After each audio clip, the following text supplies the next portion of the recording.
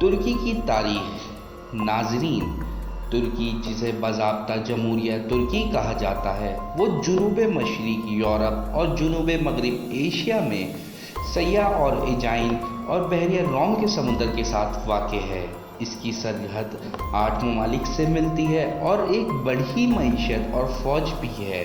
یوں ترکی کو ایک ابھرتی ہوئی علاقائی اور عالمی طاقت سمجھا جاتا ہے۔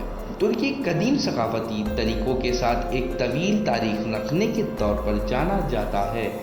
در حقیقت جزیرہ نما انطولیہ، جس پر زیادہ تر جدید ترکی بیٹھا ہے، دنیا کے قدیم ترین آباد علاقوں میں سے ایک سمجھا جاتا ہے۔ 1200 قبل مسیح میں انطولیہ کے ساحل کو مختلف یونانی لوگوں نے آباد کیا تھا اور میلتس، ایفسینا اور سمرینہ استنبول کے اہم شہروں کی بنیاد رکھی گئی۔ ترکی سیاہ ایجین اور بحیرہ روم کے سمندر پر واقع ہے۔ ترکی کے آبائے یورپ اور ایشیا کے ماہین سرحدوں کی تشکیل کرتے ہیں۔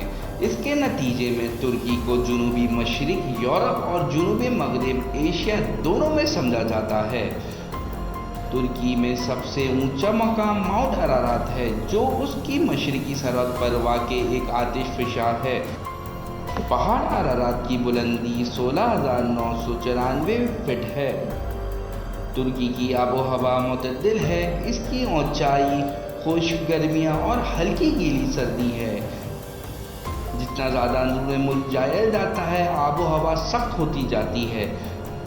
ترکی کا دارالحکومت انقرہ اندرون ملک واقع ہے اور اس کا اوسط درجہ حرارت 38 ڈگری ہے اور جنوری کا اوسط کم درجہ حرارت 20 ڈگری ہے۔